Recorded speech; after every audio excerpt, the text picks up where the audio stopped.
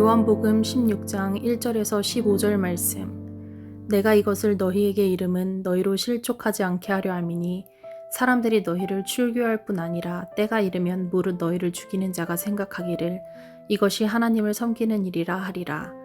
그들이 이런 일을 할 것은 아버지와 나를 알지 못함이라. 오직 너희에게 이 말을 한 것은 너희로 그때를 당하면 내가 너희에게 말한 이것을 기억나게 하려 함이요. 처음부터 이 말을 하지 아니한 것은 내가 너희와 함께 있었음이라.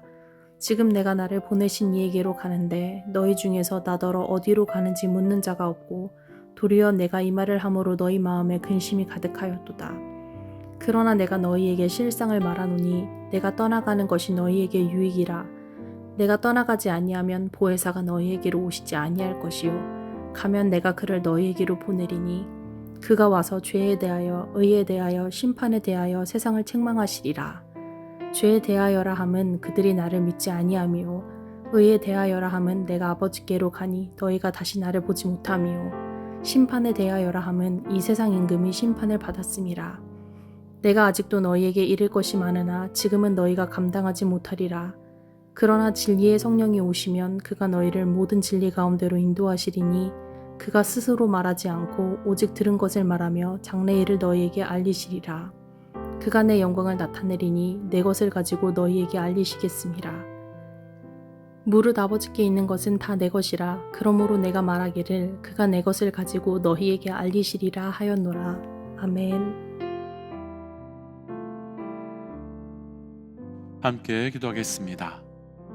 하나님, 내 신앙이, 우리의 믿음이 오직 예수 그리스도 따라 끝까지 가는 그런 믿음 되어가기 원합니다.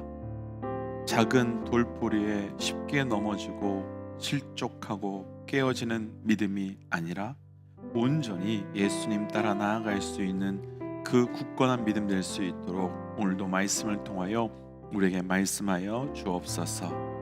이 모든 말씀 예수님 이름으로 기도하였습니다. 아멘. 할렐루야. 우리가 넘어지고 쓰러질 때마다 그냥 두지 않으시고 우리를 다시 일으켜 주심으로 믿음으로 살고 믿음으로 걸어가는 은혜를 주신 우리 하나님의 이름을 높이 찬양합니다. 오늘 우리가 함께 나눌 말씀의 제목은 실족하지 않게 하려 함이니라 라고 하는 말씀의 제목으로 오늘 본문 1절에서 예수님께서 오늘 말씀을 주신 이유에 대한 말씀 그대로를 제목으로 정해 보았습니다. 이미 1절 말씀을 통해서 아실 수 있겠지만 오늘 말씀은 예수님께서 실족할 것이 염려된 제자들을 위해서 주신 말씀입니다. 저를 비롯해서 우리 가운데 믿음 생활하면서 단 한 번도 실족한 적이 없는 분들은 아마도 없을 것 같습니다. 왜?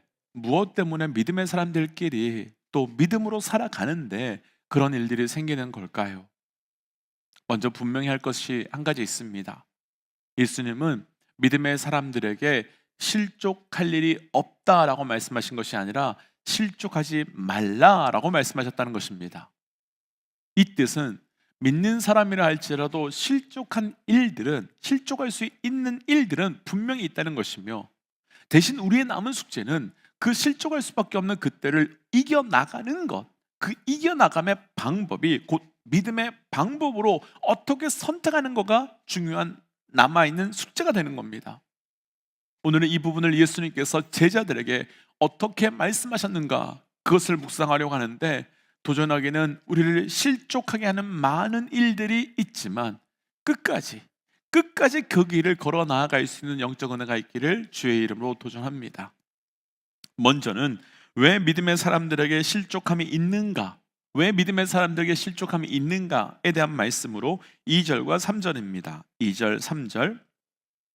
사람들이 너희를 출교할 뿐만 아니라 때가 이르면 무릇 너희를 죽이는 자가 생각하기를 이것이 하나님을 섬기는 일이라 하니라. 그들이 이런 일을 할 것은 아버지와 나를 알지 못함이라. 아멘. 예수님은 제자들에게 너희가 출교와 죽음을 당할 것이다 라고 말씀하십니다. 어쩌면 출교와 죽음이 엄청난 차이가 있어 보이지만 사실 당시 종교적인 문화에서 이 출교는 아무것도 할 수 없는 사회적 죽음으로 어쩌면 육체적인 죽음보다 더한 고통이 있을 수밖에 없는 조치로 죽음과 별 차이가 없는 아주 큰 고통입니다. 그런데 예수님은 어떤 사람들이 제자들과 믿음의 사람들을 핍박하는가 분명하게 말씀해 주시는데요. 2절에서 그들을 핍박하는 그들에 대해서 하나님 섬기는 일로 믿는 사람들이다 라고 말합니다. 조금 이해하기 어렵습니다. 제자들을 출교시켜버리고 죽이려고 하는 사람들이 이방 사람들 혹은 세상의 원수, 그런 우상 숭배자, 그런 사람들도 아니라 하나님을 믿는 사람들이 제자들과 성도들을 핍박한다라고 말하고 있기 때문입니다. 그럼 믿는 사람들이 그 믿는 사람들을 핍박하고 학대한다는 것인데, 이런 일들이 어떻게 일어나는지 이해하기가 쉽지 않고, 이런 상황이 생긴다면 어쩔 수 없이 이때는 정말 실족할 수밖에 없습니다. 차라리 원수나 이방 사람들을 공격하면 원래 그들은 그런 사람들이니까 라고 해서라도 참아보고 견뎌 갈 텐데, 같은 믿음의 사람들에게 공격을 받으면, 함께 하나님을 믿는 사람들에게 이런 일을 당하면 그것은 배신과 상처로 넘어지고 실족할 수밖에 없고, 오늘 말씀 제목 그대로 많은 제자들은 실족을 당할 수밖에 없습니다. 그럼 왜 믿음의 사람들이, 아니 하나님을 섬긴다고 하는 사람들이 또 다른 믿음의 사람들을 박해하는 걸까요? 어떻게 믿음의 사람들이 다른 믿음의 사람들을 핍박할 수 있는 걸까요? 이에 대해서 우리가 조금 전에 읽었던 3절 말씀에서는 분명하고도 아주 명확하게 그 답을 주고 있는데요. 그들이 아버지와 나를 모르기 때문이다 라고 말씀하십니다. 그러니까 그들이 하나님과 예수 그리스도를 모르기 때문에 핍박한다라고 말하고 있는 겁니다. 아니, 이것도 이해가 안 됩니다. 어떻게 그럴 수 있겠습니까? 믿음의 사람들인데, 하나님을 위해서 사람을 잡아 죽일 정도로 열심히 하고 있는데 어떻게 하나님을 모른다라고 말씀하고 있는지 이해되지 않습니다. 그러나 정말 안타깝지만 모를 수 있습니다. 모르는 정도가 아니라 처음부터 아예 관계가 없는 사람일 수도 있고, 무엇보다도 우리가 바로 그런 사람이 될 수도 있습니다. 예수님은 왜 이런 일이 생긴다고 하셨습니까? 하나님을 섬긴다 하지만 하나님을 모르기 때문이라고 말씀하셨습니다. 곧 하나님을 섬기는데 하나님과 상관없다는 것입니다. 무엇 때문에 이렇게 된 것이겠습니까? 자기도 모르는 사이에 하나님을 향한 열심이 나를 향한 열심으로 바뀐 것이고, 하나님을 향한 믿음이 나를 향한 믿음, 나를 위한 믿음으로 바뀌었기 때문일 것입니다. 그렇다면 지금 우리는 어떨까요? 지금 나의 믿음은 어떤 믿음일까요? 여기서 우리가 온전하게 기억해야 될 것이 있습니다. 믿음의 사람들은 내가 믿는 하나님을 증명해야지, 하나님을 믿는 나를 증명하려 하면 안 된다는 겁니다. 우리의 열심은 하나님을 향해 있어야 되지 나를 향해 있으면 안 된다는 것입니다. 믿음의 동역자 여러분, 이 아침 어렵게 도전하기는 차라리 이런 상황에 놓이면 핍박받는 믿음이 될지라도, 핍박받아서 어려움을 당하는 믿음이 될지라도 핍박하는 믿음을 거절하시며 핍박하는 믿음으로 살아가지 않으시기를 도전합니다. 왜냐하면 핍박한다고 하는 것은 그 믿음이 하나님을 향하여 있는 것이 아니라, 하나님을 증거하는 것이 아니라 나를 향하여 있고 나를 증거하는 믿음이기 때문입니다. 이제 연이어 예수님은 우리를 실족시키는, 우리가 실족하지 않을 수 있는 방법에 대해서 말씀하시는데요, 4절과 5절 말씀입니다. 4절과 5절. 오직 너희에게 이 말을 할 것은 너희로 그때를 당하면 내가 너희에게 말한 이것을 기억나게 하려 함이요, 처음부터 이 말을 하지 아니한 것은 내가 너희와 함께 있었음이니라. 지금 내가 나를 보내신 이에게로 가는데 너희 중에서 나더러 어디로 가는지 묻는 자가 없고. 아멘. 예수님이 말씀을 주신 이유에 대해서 분명하게 설명하시는데요.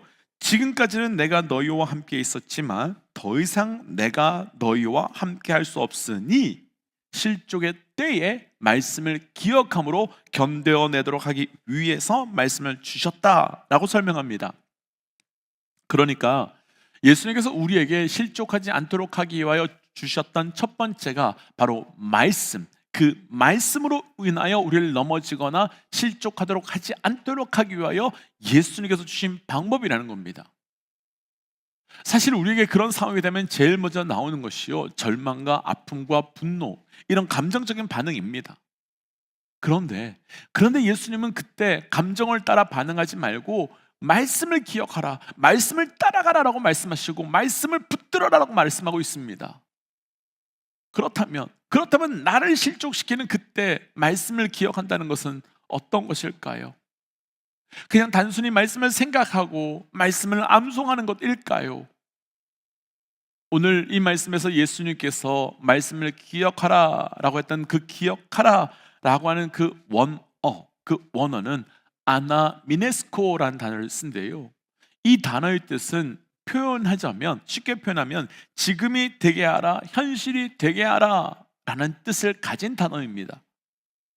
그러니까 이것을 그대로 적용해 본다면, 두려워하지 말라라는 말씀을 주셨다면 두려워하지 않음을 지금으로 바꾸는 것, 염려되는데 염려하지 말라라고 말씀하셨다면 염려하지 않는 것을 지금의 현재로 바꾸는 것을 의미하는 것이요. 왜 우리가 주신 말씀으로 살아가는 것이겠습니까? 무엇 때문에 우리가 말씀으로 살아가야겠습니까? 하나님께서 우리에게 주신 말씀은 늘 지금, 늘 현실이기 때문입니다. 마치 빛이 있으라 라는 말씀 때문에 어둠 속에서 처음 빛이 있었던 것처럼, 자녀를 낳을 수 없는 아브라함에게 아들이 있을 것이다 라고 하셨던 그 말씀이 실제로 아브라함의 삶과의 현실이 되었던 것처럼, 말씀을 받은 우리는 그 말씀을 현실로 지금으로 선포할 수 있어야 되는 겁니다. 때문에 도전하고 싶은 것은 실족의 때에 주신 말씀으로 살아내시기를, 그리고 그 주신 말씀을 과거의 때나 혹은 미래의 어느 순간 이루어지겠지 하는 것이 아니라 지금의 나의 현실로 바꾸시는 은혜가 있으시기를 주의 이름으로 도전합니다. 말씀을 지금으로 바꾸십시오. 오늘 말씀에 예수님께서는 실족하지 않도록 하기 위해 또 다른 방법을 말씀하시는데요, 7절과 8절 말씀입니다. 7절, 8절. 그러나 내가 너희에게 실상을 말하노니 내가 떠나는 것이 너희에게 유익이라. 내가 떠나가지 아니하면 보혜사가 너희에게로 오시지 아니할 것이요, 가면 내가 그를 너희에게로 보내리니 그가 와서 죄에 대하여 의에 대하여 심판에 대하여 세상을 책망하시리라. 아멘. 예수님은 내가 떠난 이후에 성령을 보내겠다 하시면서 나의 떠남이 유익이다 라고 말씀하시죠. 그러니까 예수님께서 실족하는 우리에게 성령을 보내주셨는데, 그 성령을 보내신 이유에 대해서는 8절에서 죄와 의와 심판에 대하여 책망함으로 실족하지 않게 하려 하십니다 라고 말하고 있습니다. 조금 복잡하긴 하지만 사실 말씀의 내용 자체가 이해가 안 되는 말씀입니다. 왜냐하면 그렇지 않아도 유대인들에게 책망받아서 실족할 위기에 놓여 있는데, 이런 상황에서 성령에게까지 책망을 받는다면 더 넘어지고 더 실족하고 더 쓰러질 텐데, 어떻게 예수님은 실족하는 우리를 위해서 우리를 책망하시는 성령님을 보내시는지 이해가 안 됩니다. 그런데 여기서 한 가지 오해가 있는데요, 책망하다의 사전적 의미는 잘못을 꾸짖거나 못마땅하게 여겨서 나무라다라는 의미이지만, 이 단어가 사용된 원어의 의미는 완전히 다릅니다. 책망하다라고 하는 그 원어를 엘란코라는 단어를 쓰는데요, 이 단어의 뜻은 법정에서 사용되는 단어로 진짜와 가짜를 드러내다라는 의미로 사용되는 말입니다. 그럼 이 단어의 의미를 그대로 살려서 원어에 가깝게 8절을 다시 풀면 어떤 죄, 어떤 의, 어떤 심판이 진짜인지 가짜인지를 보여주심으로 실족하지 않게 하겠다라고 말씀하고 있는 거지요. 그럼 영적 실족의 이유가 무엇 때문이겠습니까? 왜 실족하겠습니까? 진짜와 가짜를 구분하지 못하기 때문에 우리가 실족되는 것이며, 거기서 한 걸음 더 나아가 단순하게 구분하지 못하는 정도가 아니라 가짜들 때문에, 그리고 가짜들이 진짜인 우리를 향해서 너희가 가짜야 라고 말하니까 실족하게 되는 거지요. 이런 측면으로 본다면 가짜는요, 실족당할 일들이 전혀 없지만 진짜가 되면, 진짜가 되어갈수록 실족할 수 있는 일들이 더 많을 수밖에 없는 겁니다. 그렇다면 지금 만일 진짜가 되고 싶은데, 그리고 진짜로 살아가고 싶은데 계속 실족하는 일들이 생긴다면 오히려 그 실족을 진짜가 되어가는 증거로 받으시고 끝까지 그 삶을 살아 나아가셔야 합니다. 포기하지 마십시오. 멈추지 마십시오. 그 실족은 우리를 넘어지도록 하기도 하지만, 사실 실족은 우리를 깨워서 계속해서 그 길로 나아가도록 만드는 하나님의 증거가 되는 겁니다. 그래서 이 시간 주신 말씀을 기억하며 이렇게 기도하고 싶습니다. 하나님, 내가 박해를 받을지언정 박해하는 자가 되지 않게 하시고, 믿음의 실족이 있을 때마다 말씀과 성령으로 견뎌내는 자 되게 하여 주옵소서라고 함께 기도하겠습니다. 함께 기도할까요? 하나님, 오늘 주셨던 말씀을 붙들고 기도합니다. 아버지, 박해하고 실망받을 때마다, 하나님 실족당할 때마다 예수 붙들고 살게 하여 주옵소서. 말씀을, 성령을 붙들고 온전히 나아가게 하여 주셔서 실족당하는 것이 아니라 그때마다 일어서며 그때마다 온전히 반응케 하여 주옵소서. 하나님, 내 삶의 그 실족이 오히려 주의 은혜임을 알게 하여 주옵소서. 그래서 실족함으로 인하여 무너지는 것이 아니라 그 실족 안에 있는 주의 메시지를 온전히 붙듦으로 차라리 실족시키는 자가 아니라 실족당하는 자로, 그리고 말씀과 성령으로 굳건히 살아가는 나의 삶이 될 수 있도록 은혜 더하여 주옵소서. 그래서 오늘 하루도 그 어떤 실족 속에 담대히 살아가기 원합니다. 이 모든 말씀 우리 주 예수 그리스도의 이름으로 기도하였습니다. 아멘. 믿음의 동역자 여러분, 앞에서도 나누었지만 차라리 실족 당할지언정 실족시키는 자로 살지 마십시오. 실족 당할 때는 말씀과 성령이 있지만 실족시킬 때에는 죄가 남아있기 때문입니다. 오늘 하루 실족할 수밖에 없는 그 상황 속에서도 담대히 승리하시기를 주의 이름으로 축복하며 도전합니다. 함께 선포하고 삶의 자리로 또 기도의 자리로 나아가지요. 함께 선포하겠습니다. 하나님은 살아계십니다. 아멘. 승리하십시오. 함께 기도하지요.